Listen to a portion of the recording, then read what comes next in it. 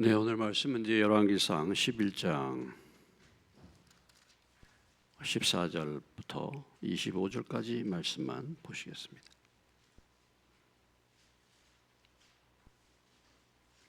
14절부터 25절까지 말씀을 보시겠습니다. 여호와께서 에돔 사람 하닷을 일으켜 솔로몬의 대적이 되게 하시니 그는 왕의 자손으로서 에돔에 거하였더라.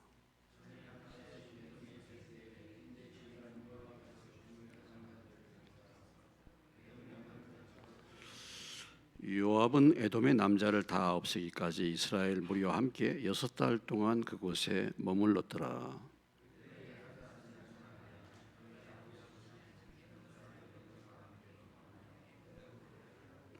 미디안을 떠나 바란에 이르고 거기서 사람을 데리고 애굽으로 가서 애굽 왕 바로에게 나아가매 바로가 그에게 집과 먹을 양식을 주며 또 토지를 주었더라.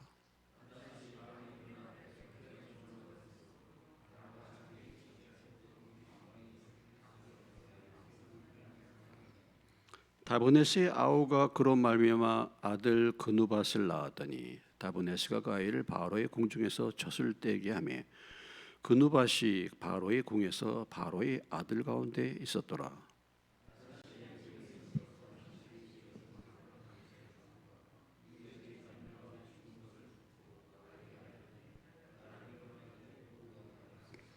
바로가 그에게 이르되 내가 나와 함께 있어 무슨 부족함이 있기에 내 고국으로 가기를 구하느냐? 대답하되 없나이다. 그러나 아무쪼록 나를 보내옵소서 하였더라.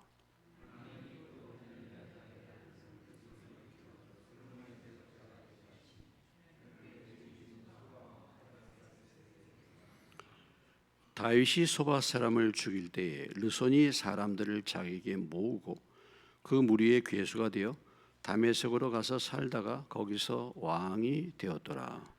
솔로몬의 일평생에 하닷이 끼친 환난 후에 르손이 스루야 왕이 되어 이스라엘을 대적하고 미워하였더라. 아멘.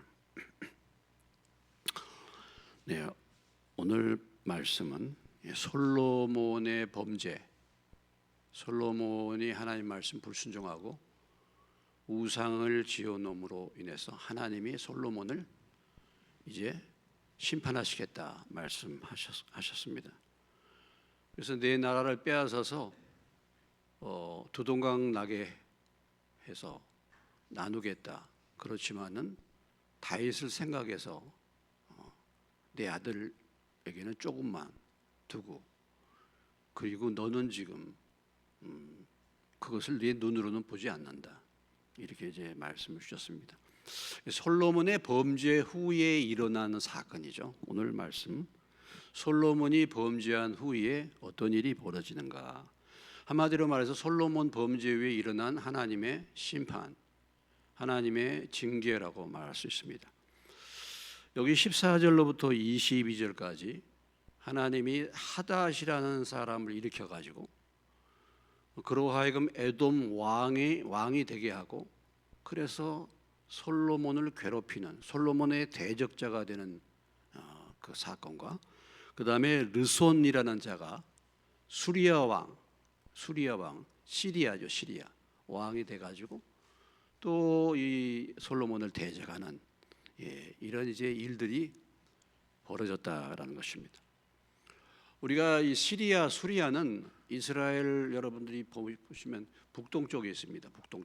북쪽에 지금 시리아 다마스커스라는 데 거기 수도가. 그리고 에돔은 이스라엘의 남쪽에 있습니다. 남쪽.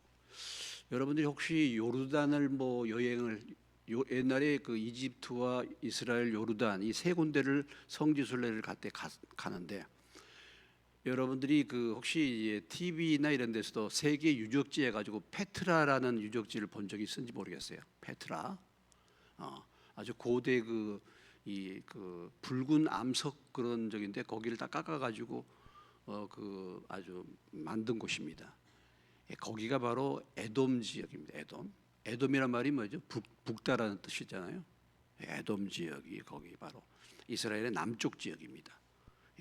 그러니까 북동쪽에 시리아, 남동쪽에 남동쪽에 이 에돔, 이 두 나라의 지도자들이 나라를 회복해 가지고 이제 솔로몬을 대적하는 일이 일어났다, 이런 얘기죠. 뭐 오늘 여기에 대한 메시지는 우리가 잘 알다시피 간단한 거 아니겠습니까? 지금 현재 이 대적자들이 일어난 것이 바로 외부의 적이 나타난 거죠. 외부의 적, 바깥의 적이 나타난 것입니다. 그 다음에 이제 26절 이하부터는 이제 내부의 적이 일어난 거, 내부의 분열, 외부의 적, 이런 일들이 이제 벌어진다는 것이죠. 그러니까 범죄한 후에 뭡니까? 범죄한 후에 이렇게 문제가 생겼다, 이런 말이죠. 범죄한 후에 평안하던 시대가 사라진 것입니다. 솔로몬의 시대가 번성의 시대요, 솔로몬의 시대가 평안한 시대라고 그랬잖아요. 우리 4장을 가보시면은, 열왕기상 4장 앞에 가보시면은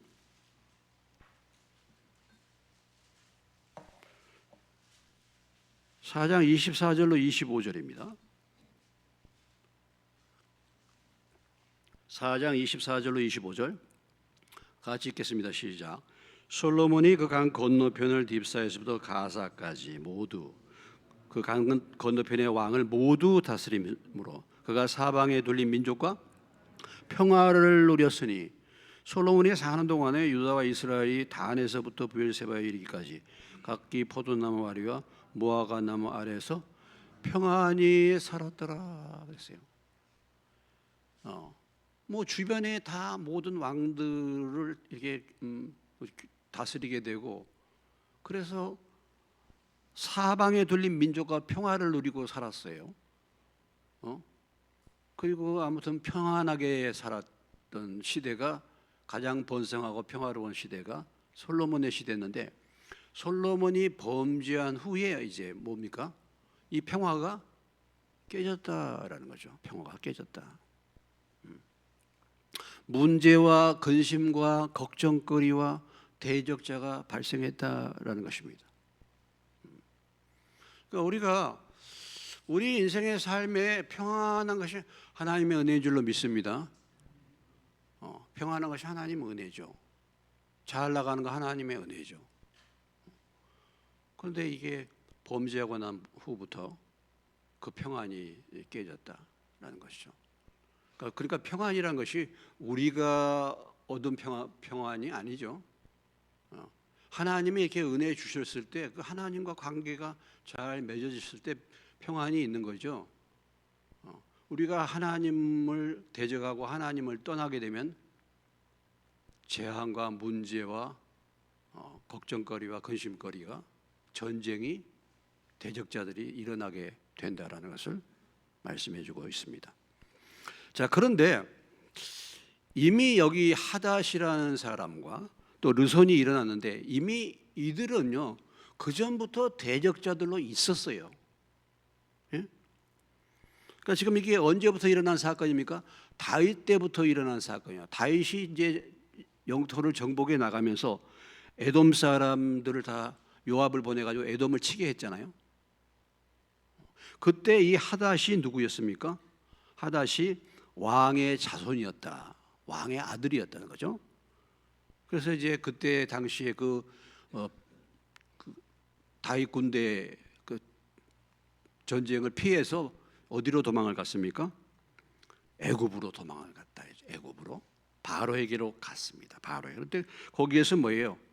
바로에게 마음에 들어가지고 바로의 그 바로 공주의 여동생, 그러니까 바로와 어떤 사이가 된 겁니까? 예? 무슨 사이가 된 거예요? 어떤 사이죠? 동서지간이 된 거죠, 그죠? 동서지간, 바로의 동서지간이 된 거예요. 그리고 그 아들을 낳았는데요, 그 아들을 갖다가 바로의 왕자와 같이 대우를 해줬다는 거죠.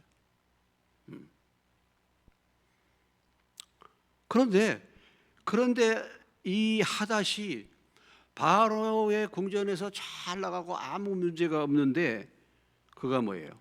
나를 조국으로 보내달라고. 조국으로 보내달라고. 아니, 뭐, 지금 나하고 생활하는데 무슨 문제가 있느냐 하니까 뭐 아무 문제가 없지만 조국으로 보내달라고. 그러니까 조국으로 가가지고 솔로몬 이스라엘을 대적하기 위한 준비를 하고 있다가 이제 조국으로 가서 힘을 기르고 있다가 솔로몬이 범죄한 후에 이들이 일어나게 됐다라는 거죠. 일어나게 됐다. 르손도 역시 마찬가지입니다. 르손도 역시 마찬가지예요. 여기 보면 르손도 다윗이 소바 사람 죽일 때 그때 도망가 가지고 있다가 나중에 세력을 키워서 그가 시리아 왕이 돼 가지고 드디어 이제 솔로몬 왕국의 평화를 깨뜨리고 대적자가 되었다라는 것입니다. 적들은요 이미 과거부터 존재하고 있습니다. 다윗 때부터 이미 에돔과 수리아 적들은, 주변의 적들은 다윗 때부터 존재하고 있었어요. 복수할 기회를 엿보면서 힘을 기르고 있었어요. 여러분, 세균이요, 우리 몸에 항상 세균이 있습니다. 우리에게도 암세포가 매일매일 무수한 암세포가 매일매일 자라납니다. 그렇죠? 암세포가 있어요. 근데 문제가 뭡니까? 우리가 건강하기 때문에 암세포를 이기는 거예요. 암세포가 없는 게 아닌 것입니다.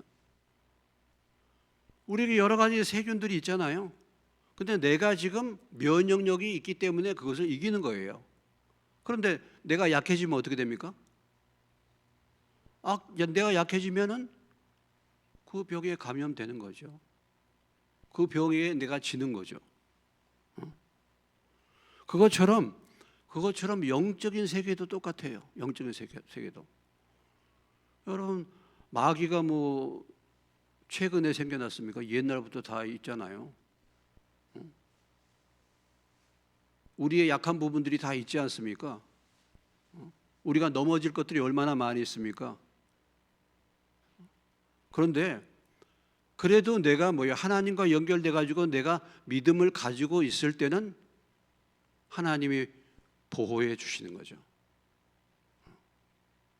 그런 거죠. 근데 내가 하나님의 손을 놓고 내 면역력이 약화가 되면은 어떻게 되는 겁니까? 세균이 힘을 얻고 세균이 활성화되고 그렇게 해서 내가 그 세균의 공격을 받게 되는 것입니다.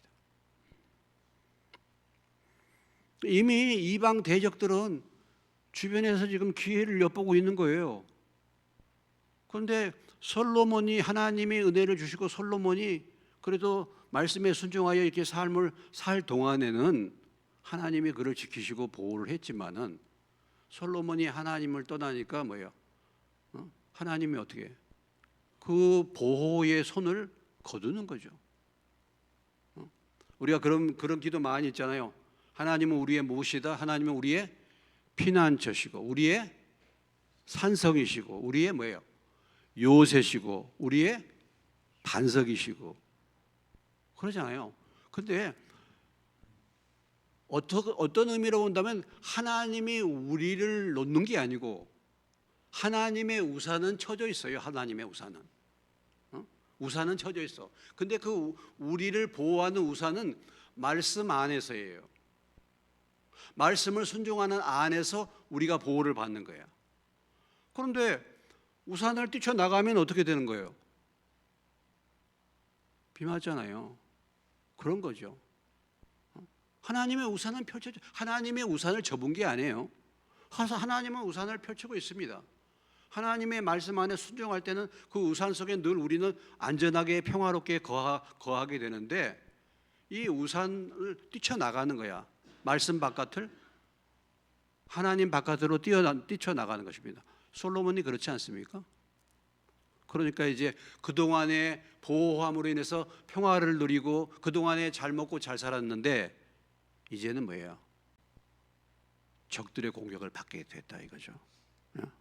적들의. 여러분, 우리가 강해서 보호를 받고 우리가 강해서 그런 것이 아니라 주님이 우리를 붙들어 주셨기 때문에 우리가 이 자리에 있는 줄로 믿습니다. 우리가 주 안에 있음으로 보호받는 거죠. 우리가 강해서 그런 게 아니죠, 절대로. 우리는 주님 바깥에 나가면은 방패와 피난처 되신 주님의 은혜를 체험할 수가 없게 되는 것이죠. 이 주안이라는 이 우산. 러시아가 우크라이나를 침공했잖아요. 우크라이나가 옛날에요 핵 강국입니다. 핵. 옛날에 소비에트 연방에 있었잖아요. 우크라이나에 핵무기가 엄청 많았어요. 그런데 핵을 다 없애는 조건 가운데 안전을 보호해 주겠다 하고서 핵을 다 제거하니까 지금 그런 일이 벌어지는 거 아니겠습니까? 지금 앞으로 우리의 세대는요, 우리 스스로 지키지 않으면 정말 위험한 세대가 됐어요.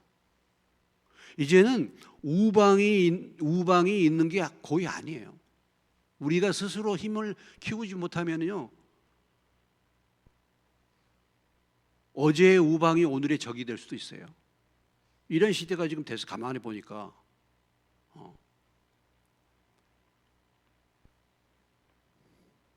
그러니까 하나님의 심판, 하나님 앞에 범죄하고 하나님의 그 심판을 선언한 이후에 약해졌던 악의 세력들이 뭐예요? 잠재적인 적들이 강성해져 가지고 그들이 일어나게 됐다라는 거죠. 그래서 대적하게 되는 것입니다.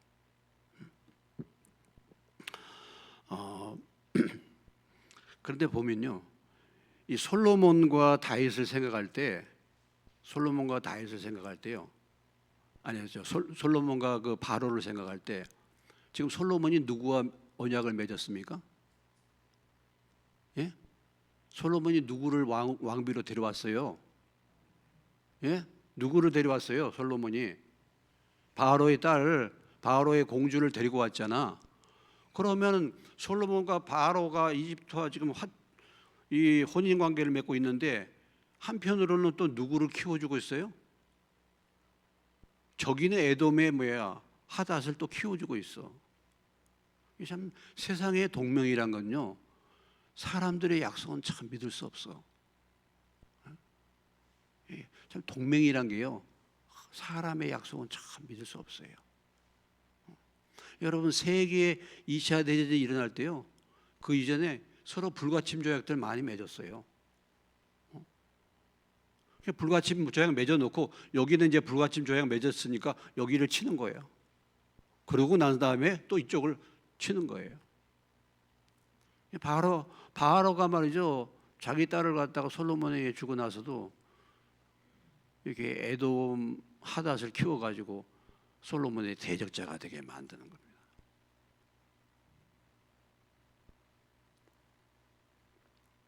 아무튼 오늘 그 말씀의 중요한 교훈, 우리의 삶에 문제가 생기고 우리의 삶에 근심 걱정거리가 생기고 우리의 삶에 대적자들이 발생하고 하는 이 모든 것들이 그 원인이, 지금 솔로몬의 경우는 그 원인이 무엇이었습니까? 하나님의 말씀을 떠난 데 있죠. 하나님의 말씀.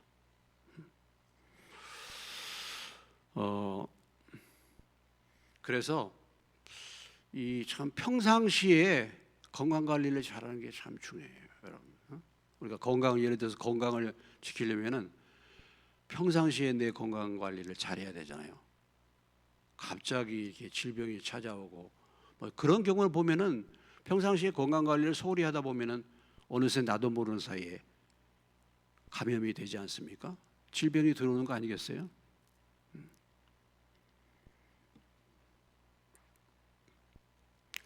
그래서 솔로몬의 범죄 이후에 평안의 시대가 사라지고 걱정, 근심, 문제, 대적자들이 일어나게 됐다.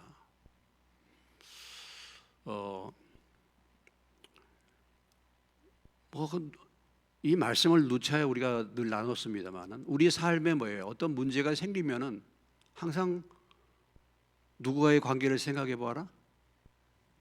누구와의 관계를 생각해 봐라. 하나님과의 관계를 생각해 봐라.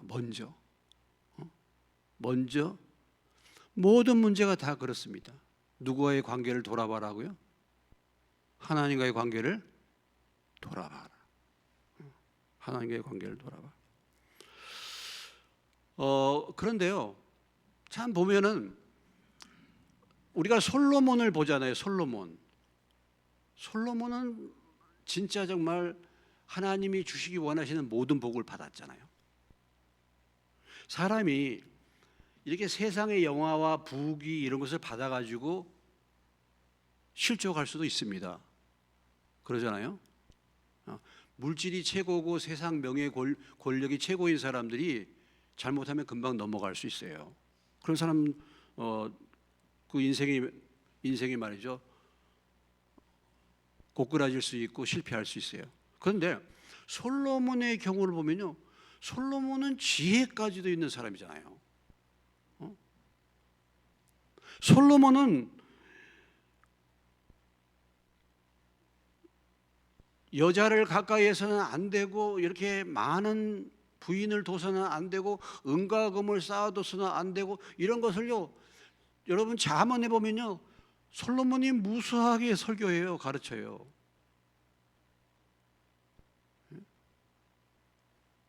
잠언을 한번 쭉 보세요. 얼마나 솔로몬이 이런 부분에 대해서 확실하게 알고 있습니까? 그런데 그 솔로몬이 이렇게 넘어갔다, 이걸 생각하면요, 사람은 사람 스스로 어떤 사람이라도 쓸 수가 없다, 이런 결론을 여러분 내릴 수밖에 없습니다. 그 아무리 뛰어난, 가장 뛰어난 사람이라 그러면 누구를 칭할 수 있겠습니까? 솔로몬이잖아요. 그래서 우리가 이 열왕의 역사를 배우는데요. 자, 열왕의 역사 한번 잠깐 또 살펴보시면요, 열왕기상 그 13장으로 한번 넘어가겠습니다.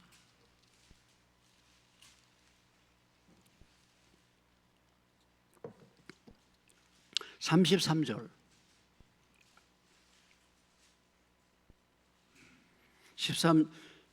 열왕기상 그 뒤에 13장 33절로 14장 1절까지만 보세요. 같이 한번 읽겠습니다. 시작. 여로보암이 이 일 후에도 그의 악한 길에서 떠나 돌이키지 아니하고 다시 일반 백성을 산당의 제사장으로 삼되 누구든지 자원하면 그 사람을 산당의 제사장으로 삼았으므로 이 일이 여로보암의 집에 죄가 되어 그 집이 땅 위에서 끊어져 멸망하게 되니라. 14장 1절. 그때에 여로보암의 아들 아비야가 병든지라. 지금 무슨 사건이 생겼습니까? 예? 무슨 사건이 생겼어요? 아비야가 누굽니까? 여로보암의 아들이에요. 여로보암의 아들이 아비야야. 근데 아비야가 뭐가 들었어요 지금? 병이. 왜 자식이 병들었습니까? 뭐 때문에 병들었어요?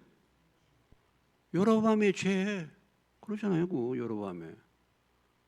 하나님이 여로보암을 아이야 선지자를 보면서 경고를 분명히 해줬는데도 불구하고 말을 안 듣니까 네 집이 끊어져서 멸망한다 하면서 그 다음에 14장에 바로 자식이 아픈 거죠. 그래서 이 아비야가 어떻게 됐죠? 죽었어요. 바로 죽었죠.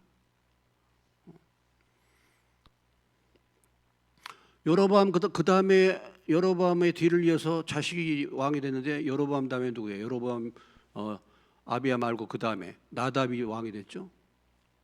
2년 만에 바하사가 반란을 일으켜서 여로보암의 집안을 다 싹쓸이 죽여버렸잖아요.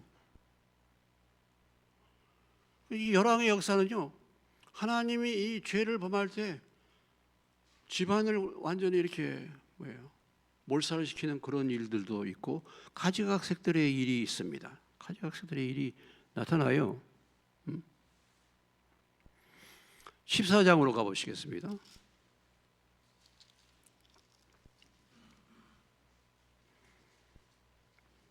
21절로 28절 14장. 솔로몬의 아들 르호보암은 유다 왕이 되었으니 르호보암이 왕이 오를 때 나이가 41세라. 여호와께서 자기 이름을 두시려고 이스라엘 모든 지파 가운데 택하신 성 예루살렘에서 17년 동안 다스리니라. 그의 어머니 이름은 나아마요 암몬 사람이더라.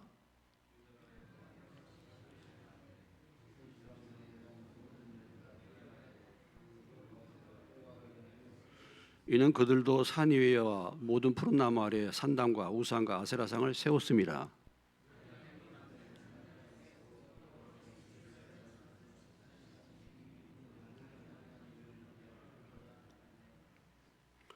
(25절) (26절) 르호보암 왕 제5년에 애굽의 왕 시삭이 올라와서 예루살렘을 치고 여호와의 성전의 보물과 왕궁의 보물을 모두 빼앗고 또 솔로몬이 만든 금방패를 다 빼앗았다.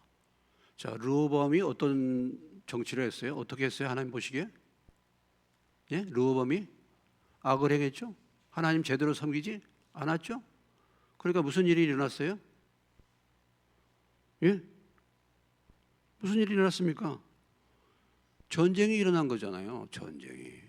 애굽 왕 시삭이 올라와 가지고 예루살렘을 치고 그다음에 어떤 일이 벌어졌어요? 모든 보물, 솔로몬이 만든 황금 방패 다 가져가 버렸다. 다 뺏겨 버렸다. 다행히도 나라가 망하지는 않았죠. 그렇지만은 완전히 초토화가 된 거죠.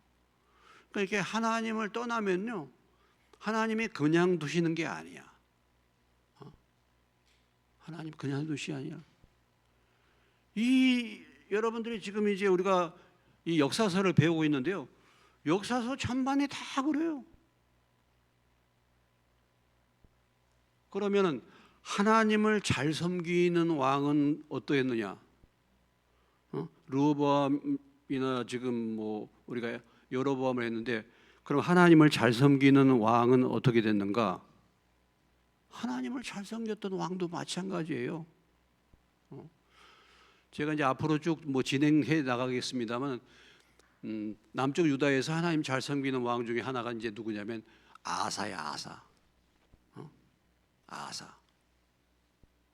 아사가 3대 왕이야. 르호보암의 손자야. 그러니까 르호보암, 아비암, 아사가 3대. 아사는 하나님을 잘 섬겼어요. 잘 섬기다가 어떤 일이 또 벌어져? 35년, 제35년 동안 평안하게 하나님 말씀 잘 순종하고 평안하게 잘 지내다가 나중에 뭐예요? 어긋나는 거야 또. 북쪽에서 바하사가 쳐들어왔는데, 아니 구수대군이 100만 명이 쳐들어왔을 때 아사가 하나님을 전적으로 의지해가지고 승리케 하셨거든요, 하나님이.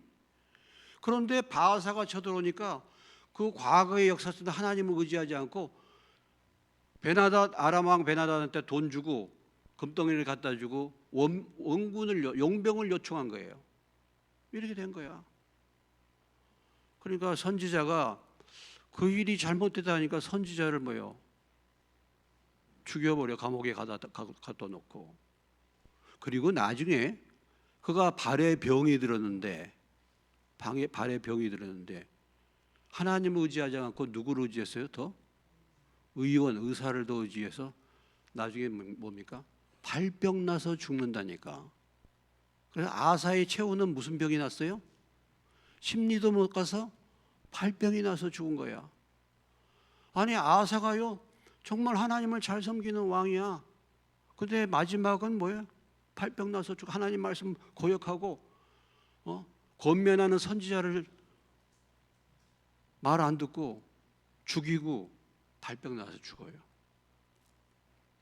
또 우시아가 있잖아요. 우시아가 강성함에 또 교만해져 가지고 하나님만이 들어갈 제사를 자기가 들어가서 제사 지내다가 무슨 병 걸렸죠?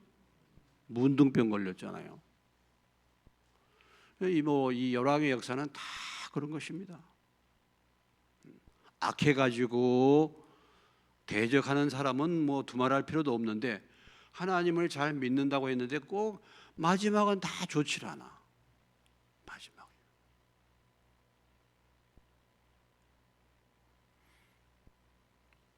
그러니까 참 인간은 역시 인간이다.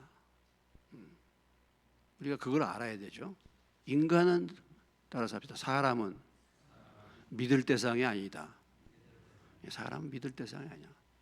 여러분, 우리가 우리 자신을 믿습니까? 내가 믿음 좋다고 믿습니까? 꿈 깨세요. 섰다고 생각하십니까? 넘어질까 조심하세요. 이거예요. 이거. 다윗도 그러잖아요. 하나님 마음에서 합한 다윗도 역시 마찬가지죠. 우리가 남쪽에서 믿음 좋은 왕을 세 사람을 꼽는다면 뭐 8사람이 하나님을 그래도 믿었지만은 세 사람을 꼽는다면요. 아사의 아들 여호사밧입니다. 또 그리고 뭐냐면 히스기야예요. 히스기야. 그리고 요시야입니다. 근데 이들이요 다 말년이 다 좋지 않아요.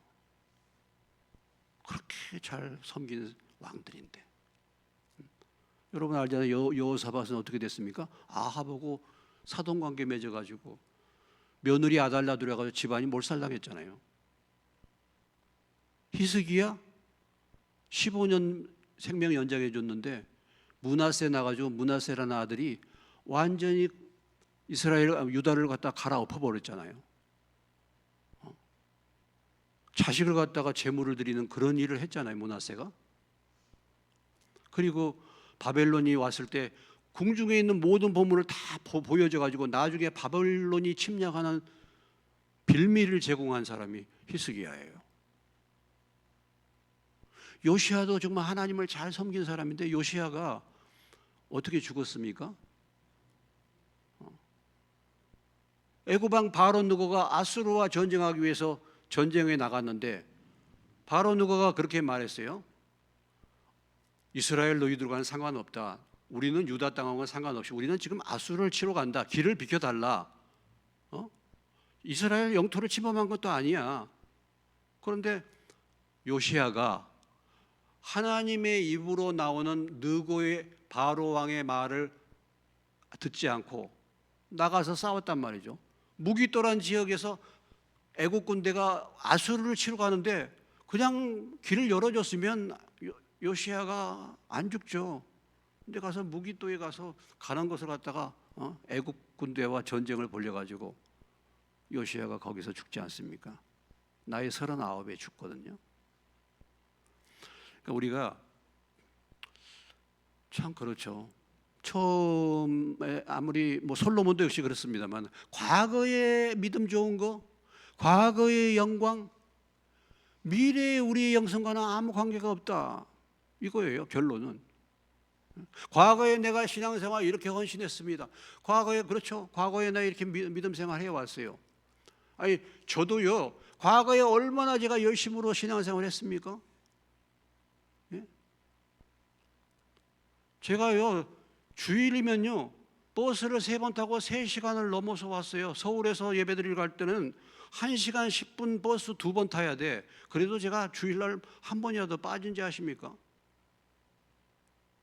이렇게 열심히 했어요. 근데 뭐 있는 거 다 드리고 뭐 이렇게 다 했는데 그게 뭐라고?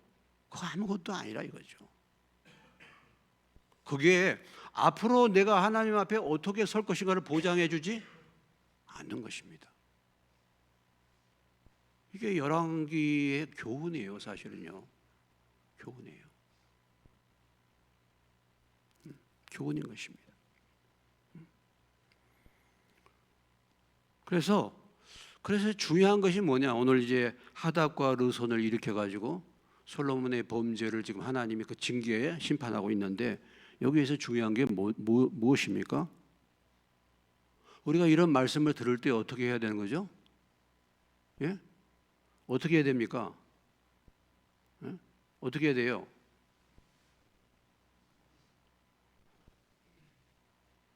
아유, 뭐 그렇게 쉬운 것을 갖다 물어보셔. 어떻게 해야 돼요? 예?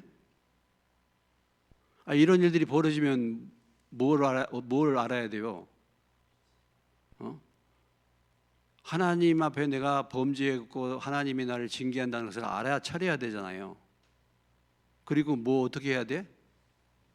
뭘 해야 돼요? 회개가 안 되는 걸 어떻게 해?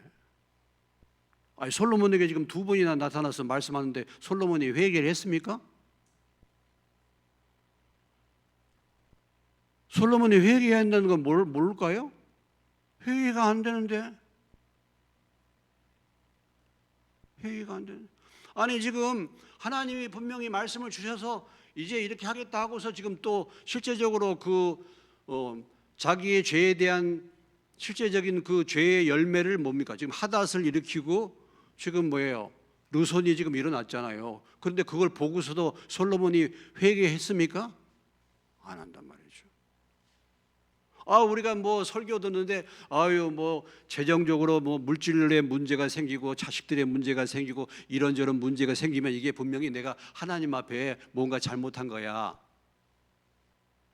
한번 돌아보는 거잖아요. 물론 우리가 다윗처럼 하나님을 사랑하고 하나님 뜻대로 살다가도 고난을 받는데, 근데 그거 되게 자기가 알아요. 여러분, 내가 내 욕심 때문에 잘못해가지고 받는 징계와 내가 하나님 뜻대로 살려고 해서 받는 징계를 구분을 못 하십니까, 여러분? 저는 구분을 할 수 있다고 생각되는데. 그런데 문제는 그런 것을 알고 들어도 회개가 안 되는 거죠.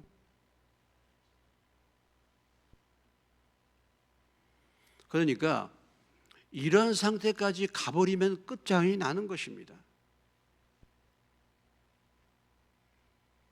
여러분들이 한 번 말 안 듣고 두 번 말 안 듣고 세 번 말 안 듣고 이렇게 되면요 끝나는 거예요, 사실은요.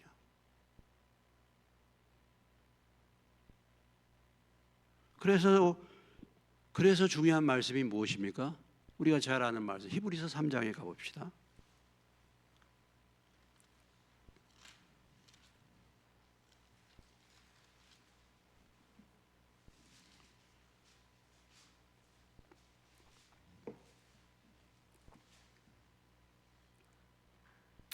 (3장) 12절 13절 같이 읽습니다. 시작. 형제들아, 너희는 삼가옥 너희 중에 누가 믿지 아니하는 악한 마음을 품고 살아계신 하나님께서 떨어질까 조심할 것이요, 오직 오늘이라 일컫는 동안에 매일 피차 권면하여 너희 중에 누구든지 죄의 유혹으로 완고하게 되지 않도록 하라. 완고하지 않도록. 여러분, 훈계를 듣기 싫어하는 사람은요 벌써 교만해진 거예요. 거만한 자는 훈계를 듣기 싫어한다 그랬거든요. 벌써 그런 것을 안 들으려고 한 사람은요 교만해진 거예요. 자기 생각으로 살고자 하는 것입니다. 그래서 마음이 강팍하게 되는 거예요. 오늘 우리가 우리 자신을 살피고 이렇게 하지 않으면요, 그거 몰라서 그런 게 아니죠. 여러분들도 뭐 계속 그런 걸 듣는데요, 이게 그렇게 되는 게 아니에요. 문제가 생겼는데도 덤덤한 거야. 덤덤해. 그리고 별로 그것이 와 닿지도 않아. 잘.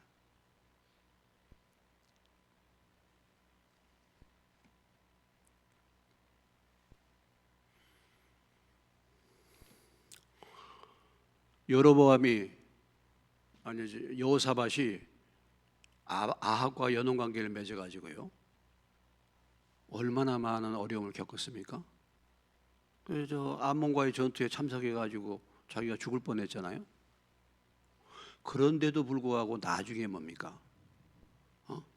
아합의 아들 여호람과 같이 또 모압을 치러 가다가 또 어려운 일을 겪어요.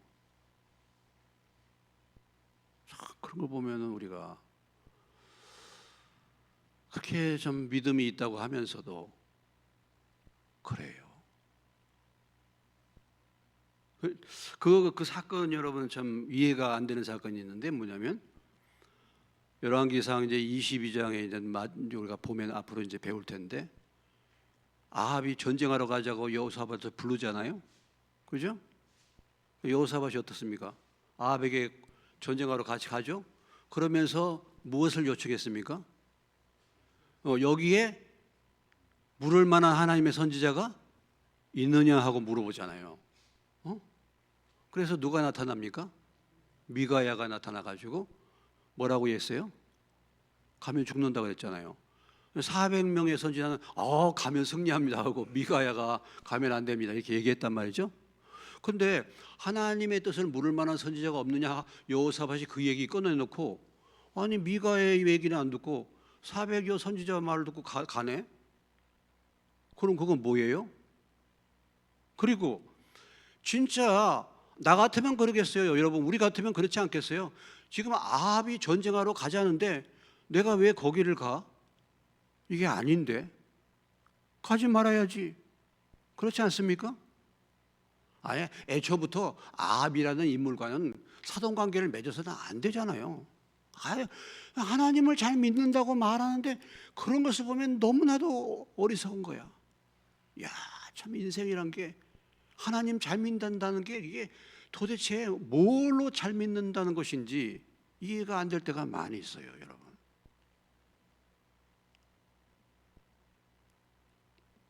그렇습니다. 그래서 이렇게 범죄의 결과 어떤 문제들이 생겼을 때에 바로 그걸 깨닫고 바로 회개를 해야 되잖아요. 바로 회개를 안 하는 거 이게 문제예요. 이게. 자, 사무엘하 12장 13절로 가보시겠습니다.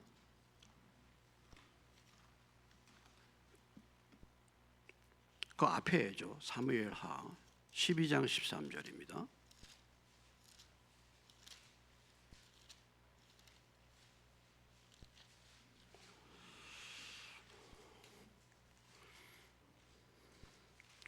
(12장 13절) 찾으셨죠? 480페이지 읽겠습니다. 시작. 다윗이 나단에게 이르되 내가 여호와께 죄를 범하였노라 하매 나단이 다윗에게 말하되 여호와께서도 당신의 죄를 사하셨나니 당신이 죽지 아니하려니와. 다윗이 지금 누구의 말씀을 들었습니까? 누구의 얘기를 들었습니까? 나단 선지자의 지적을 받았죠. 다윗이 그 자리에서 어떻게 했어요? 예? 죄를 범했다 바로 회개하잖아요. 어찌됐든지 간에. 그렇죠? 그 자리에서 잘못했다고. 그 자리에서 바로 하잖아요.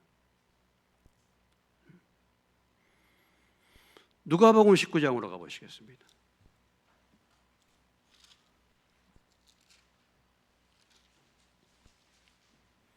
누가복음 19장 8절 128페이지.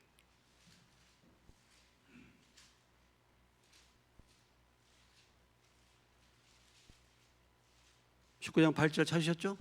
읽습니다. 삭개오가 서서 유축되어 여쭤되 주여 보시옵소서 내 소유의 절반을 가난한 자들에게 주겠사 하며 만일 누구의 것을 속여 빼앗은 일이 있으면 내 갑절이나 갚겠나이다. 삭개오가 그 자리에서 뭡니까? 예수님을 만나자마자 뭐예요? 그 자리에서 돈 지금까지 탈취한 거 재산 절반. 삭개오는 돈 때문에 사는 사람이죠, 인생이. 그 자리에서 재산 절반과 토색한 거 4배를 갚겠다고 말하는 거예요. 그 자리에서 회개하는 것입니다.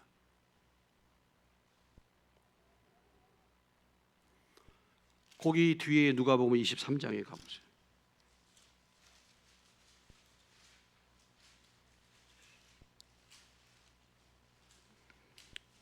23장 39절 39절로 41절 23장 39절로 41절 읽습니다. 달리 내각전 중 하나는 비방하여 이르되 내가 그리스도가 아니냐 너와 우리를 구원하라 하되 하나는 그 사람을 꾸짖어 이르되 내가 동일한 정죄를 받고서도 하나님을 두려워하지 아니하느냐 우리는 우리가 행한 일에 상당한 보응을 받는 것이니 이에 당연하거니와 이 사람이 행한 것은 옳지 않는 것이 없느니라. 누구 얘기입니까? 누구 얘기죠? 마지막 뭐예요? 십자가에 달린 강도잖아요. 마지막 순간에 뭡니까? 회개하는 거잖아요. 마지막 순간에 회개하는 거. 인생을 그렇게 강도같이 살다가 마지막 순간에 그 순간에 회개하는 거잖아요. 그래서 그가 낙원에 가잖아요.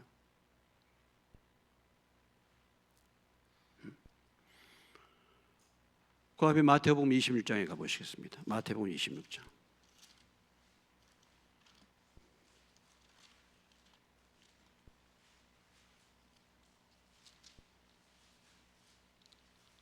(26장) 75절. 마태복음 26장 75절 44페이지. 찾으셨죠? 26장 75절 읽습니다. 시작. 이에 베드로가 예수의 말씀에 다가오기 전에 내가 3번 나를 부인하리라 하심이 생각나서 밖에 나가서 심히 통곡했다. 뭐 베드로가 뭐 예수님을 3번 부인했다 뭐 이렇게 말하지만은 닭 3번 울고 난 다음에 바로 자기 죄를 깨닫고 뭐예요? 회개했다는 거죠. 회개한 것입니다. 우리가 하나님의 은혜를 입은 사람은요, 바로 죄를 깨닫고 바로 회개하는 사람들이에요. 근데 이 바로 이것을 늦추고 그러면요, 마음이 강팍해져요. 굳은 살이 배겨버려. 말 안 들어. 자, 그러면 구약으로 다시 한번 가보죠. 요나서를 가보시죠. 요나서.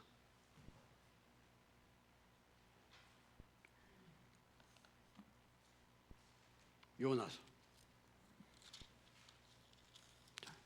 요나서 3장입니다.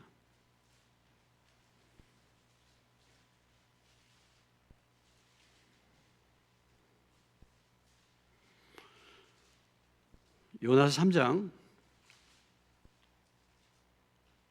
4절로 6절입니다. 요나서 3장 4절로 6절 찾으셨죠? 읽겠습니다. 시작. 요나가 그 성읍에 들어가서 하루 동안 다니면서 외쳐이르되 40일이 지나면 느니웨가 무너지리라 하였더니 니느웨 사람들이 하나님을 믿고 금식을 선포하고 높고 낮은 자를 막론하고 굵은 베옷을 입은지라. 그 일이 니느웨 왕의 들림에 왕이 보좌에서 일어나 왕복을 벗고 굵은 베옷을 입고 제위에 앉으니라. 누구의 얘기입니까? 니느웨. 니느웨가 이스라엘입니까? 이방입니까? 이방 아수르잖아요. 지금 요나가 메시지를 아름답게 전했습니까? 메시지를 부드럽게 전했습니까? 뭐라고 전했어요? 예? 외쳤다 그랬잖아요. 외쳐. 너희들 회개 안 하면 뭐야? 40일 지나면 망해. 이렇게 메시지했어요. 이런 메시지했다니까. 부드럽게 한 게 아니에요. 그런데 여기 이 메시지를 듣고 얼마 만에? 얼마 만에? 하루 동안에. 하루에 이걸 외치니까 하루에 바로 뭐예요? 니느웨 백성들이 하나님 믿고 금식하고 회개했다. 그 얘기를 들은 왕도 회개했다.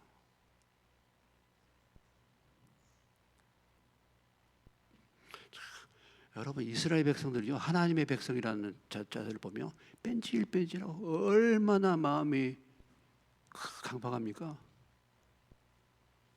교회 다닌다고 하면서 마음이 굳어져 가지고 얼마든지 그럴 수 있어요. 참 놀랍지 않습니까? 어떻게 참 나라가 이건 집단으로 회개한 거잖아요. 집단으로. 우리나라도 좀 이렇게 회개했으면 좋겠어. 참 이런 메시지 듣고. 아니, 교회에서 듣는 이 말씀만 듣고 우리가 회개해도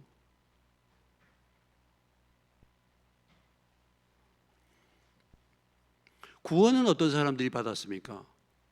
바로 이렇게 죄를 깨닫고 회개하는 사람들이 받는 것이고, 그런 사람들이 결국은 믿음을 지킨 사람들이 된 것이죠. 죄를 안 지은 사람이 아니죠. 죄를 안 지은 사람. 그런데 이런 부분에서 무디어지고 합리화하고 자꾸 변명하고 회개하지 않고 점점 무디어지면요, 나중엔 돌이킬 길이 없어요. 솔로몬처럼 되는 겁니다.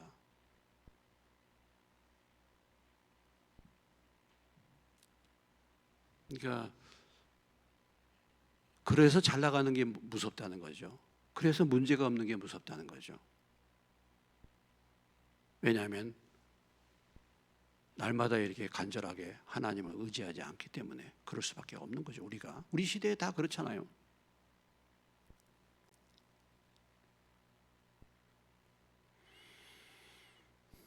그래서 뭐 늘 우리가 듣는 얘기지만은 지금 우리 주변에 나의 삶에 있어서 어떤 문제들이 일어날 때마다 그것이 질병이든 어떤 물질의 문제든 어떤 자녀의 문제든 아니면 내 심령의 문제든, 그렇죠? 내 심령도 사실 그렇죠. 내 심령이 하나님의 은혜를 사모하는 심령이 아니요. 무디어지고 점점 무감각해진다. 그러면 이것도 심각한 뭡니까? 하나님으로부터 심각하게 떠나가고 있는 증거 아니겠습니까? 그렇지 않겠어요? 하나님을 향한 사모하는 마음이 없어요. 아니, 말세의 때를 예수님이 뭐라고, 무엇의 때와 같다 그랬죠? 말세가 노아의 때와 같다 그랬잖아요. 노아의 때에 어떻게 했다 그랬어요? 사람들이 시집가고 장가가고 먹고 마시고. 시집가고 장가가고 먹고 마시는 것은 아무런 문제가 없는 겁니다. 죄가 아니잖아요. 일상의 삶이잖아요. 근데 그 문제가 뭡니까? 그 생활에 파묻혀서 주님이 오실 것에 대해서 생각을 못했다는 거예요. 그게 바로 무감각해지고 무지해진 것입니다. 이게 사실은 하나님으로부터 떠나 있는 거예요. 내 삶에만 늘 묻혀 있는 것입니다. 아니 뭐 시집가고 장가가고 먹고 마시고 우리가 기본적으로 하는 생활인데 그게 뭐 큰 죄입니까? 근데 주님이 오실 때의 마지막 말세는 노아의 때와 같다 그랬어요. 사람들이 노아의 때, 심판의 때 홍수가 오는 것을 알지 못하고 시집가고 장가가고 먹고 마시는 그 일에만 바빠가지고 지냈다 이거죠. 이게 뭡니까? 이런 게 하나님을 떠난 거죠.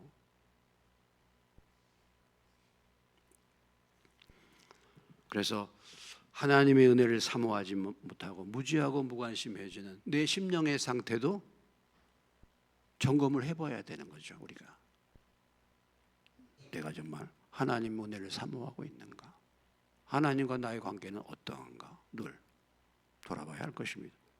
그래서 또 뿐만 아니라 나뿐만 아니라 나의 상태뿐만 아니라 우리 주변에 있는 상태, 예를 든다면 여러분 주변의 나라는 어떻습니까? 나라는 평안합니까? 여러분 우리나라가 평안합니까? 어떻게 생각하십니까? 이런 건 다 뭐예요? 나만 돌아보는 것이 아니라 또 공동체를 돌아봐야 되잖아요. 그래서 우리가 교회부터 회개해야 되겠다는 말이 거기서 나온 거잖아요. 나라가 이렇게 된 것이 이것이 하나님이 우리를 깨우는 거예요. 나를 깨우는 거예요. 그런 거 아니겠습니까? 그런데 그냥 나의 일에만 바빠가지고 그냥 그렇게 지내면은 그거 자체가 이미 잠을 자고 있는 거예요. 무감각해지고 있는 것입니다. 그래서 하나님이 오늘 솔로몬의 범죄에 하나님이 개입하셔갖고 지금 하닷을 일으키고 르손을 지금까지 평안하게 잘 살다가 지금 이게 환란의 풍파가 일어나는 거잖아요. 문제가 생기는 거잖아요. 그럴 때는 다시 돌아봐야 된다는 거죠.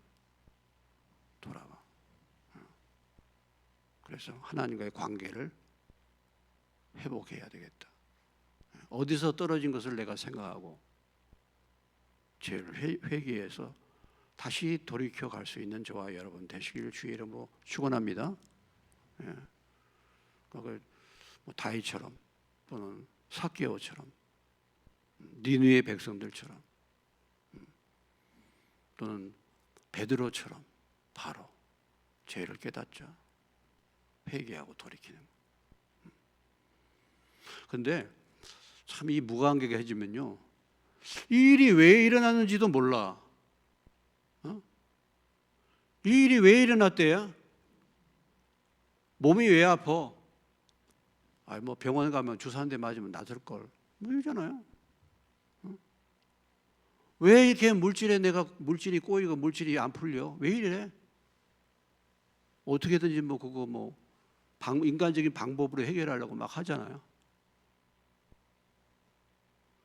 여러분 귀에 딱지가 않도록 여러분이 들었을 되지만은 그럴 때 누구를 바라보라고요? 주님과의 관계를 바라보시기를 주님의 이름으로 축원합니다. 늘 시편 73편 마지막으로 읽고 마치겠습니다. 시편 73편 늘 보는 말씀인데 여러분 암송을 해두세요.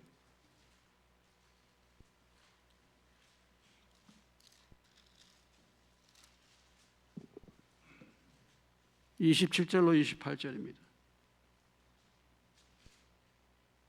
시편 73편 27절로 28절 다 같이 읽겠습니다. 시작.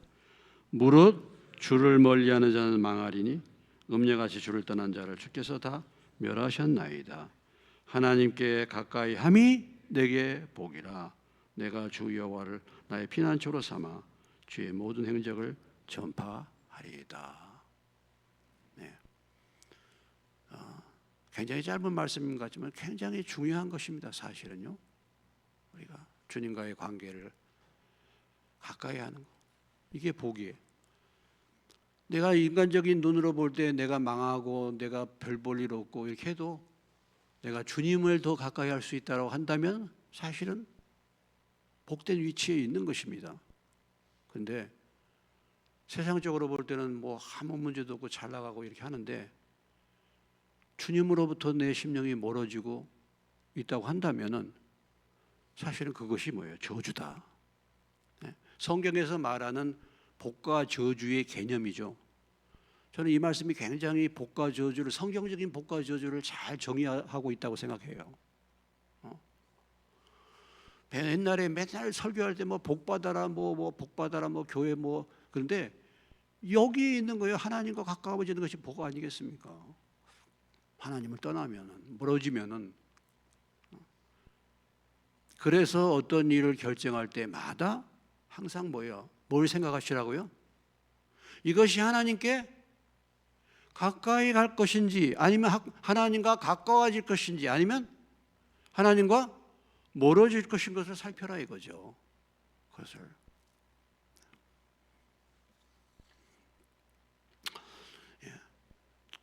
섰다고 할 사람이 없습니다. 솔로몬을 통해서 우리에게 보여준 거. 저도 마찬가지다. 저도 섰다고 할 사람이 없습니다. 사실 참 그렇죠. 그래서 늘 나도 버림을 당하지 않을까. 사도 바울이 그랬잖아요. 고린도전서 9장 27절에 내가 복음을 전파한 후에 나도 버림을 당하지 않을까. 그렇게 조심하면서 산다. 그래서 우리가 저와 여러분도 늘 조심스럽게 두렵고 떨림으로 끝까지 믿음을 붙들고 구원을 이루는 저와 여러분 되시기를 주의 이름으로 축원합니다. 네.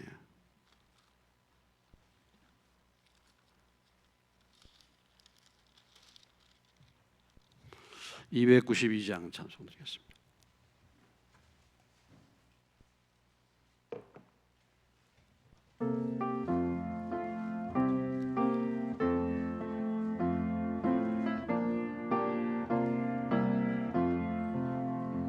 주 없이 살 수 죄인의 구주여, 그 귀한 보배 피로 날 구속하소서. 구주의 사랑으로 흘리신 보혈이 내 손 내 영광 됩니다. 주 없이 살 수 없는 나 혼자 못 서리. 힘없고 부족하며 지혜도 없도다. 내 주는 나의 생명 또 나의 힘이라. 주님을 의지하여 지혜를 얻으리. 주 없이 살 수 없네. 내 주는 아신다. 내 영의 깊은 강구 마음의 소원은 주밖에 나의 마음 네 알아주리요. 내 마음 위로하사 평온케 하시네. 주 없이 살 수 없네. 세월이 흐르고 이 깊은 고독 속에 내 생명 끝나도 사나운 풍랑일 때 날 지켜주시니 내 곁에 계신 주님 늘 힘이 됩니다.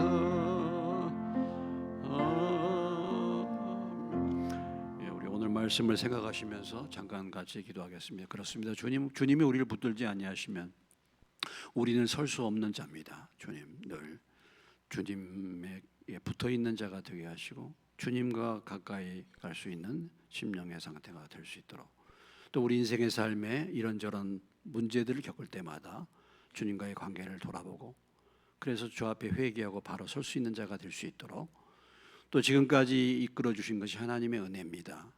평강 주신 것도 하나님의 은혜입니다. 잠깐 같이 기도하시겠습니다. 할렐루야. 하나님 아버지, 오늘 이 자리까지 우리를 붙들어 주시고 인도하신 주님, 우리에게 평강 주신 것 주님의 은혜입니다. 주님 아버지 하나님, 큰 사고 큰 문제들을 겪지 않도록 여호와 이레 에베네셀 이 자리까지 인도하신 주님을 찬양합니다. 주님, 솔로몬의 사건을 통해서 우리에게 교훈해 주신 것 감사합니다. 천하의 제일 가는 지혜로운 자, 가장 많은 축복을 받고 평화를 누렸던 솔로몬이 범죄함으로 말며 하닷을 일으키고 르선을 일으켰어. 솔로몬 왕국에 이제 풍파가 시작이 됐어.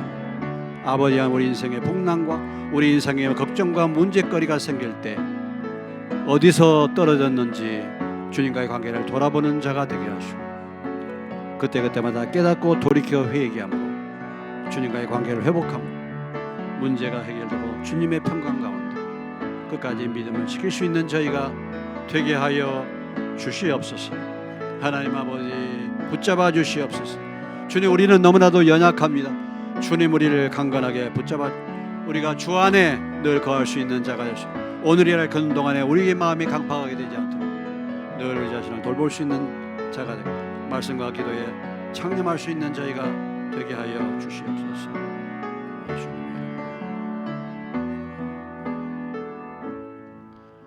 하나님 아버지, 말씀을 통해서 우리에게 교훈해 주신 것 감사합니다. 솔로몬과 같이 위대한 왕, 가장 놀라운 지혜와 부와 명예와 평강을 누렸던 왕도 하나님을 떠남으로 이제 정말 이렇게 환란의 풍파가 닥치고 있습니다.